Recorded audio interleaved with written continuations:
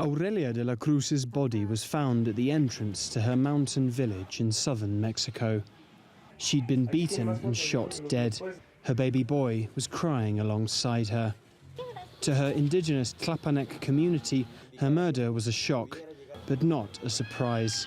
She was one of 14 women murdered in her chain of mountain communities last year. None of the murderers have been brought to justice.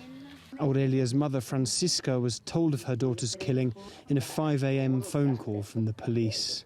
When they found her, she was covered in blood and completely naked, badly beaten and finally shot to death. They only found her quickly in the dark because of her baby boy's screams.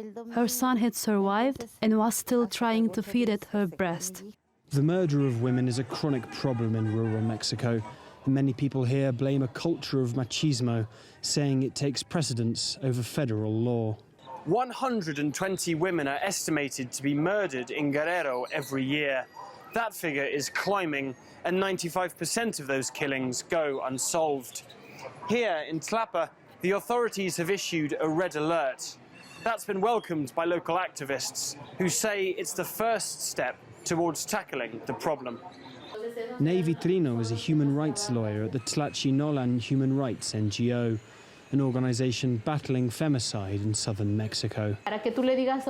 Pre-Hispanic culture has always given more importance to males, and when it comes to marriage, daughters are traditionally bought and sold by uniting families.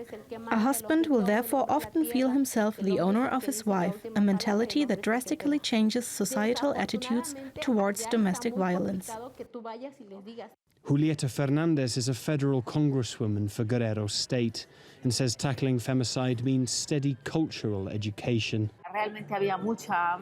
It's about breaking the cycle of violence. When society accepts a husband beating his wife as normal, future generations will not change this behavior.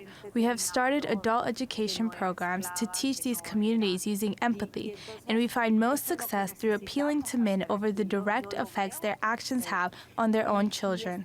For the families who've lost loved ones, that change cannot come soon enough. I have a lot of sadness. I have been left completely alone. I can't provide for my grandchildren, and they remind me daily of my daughter.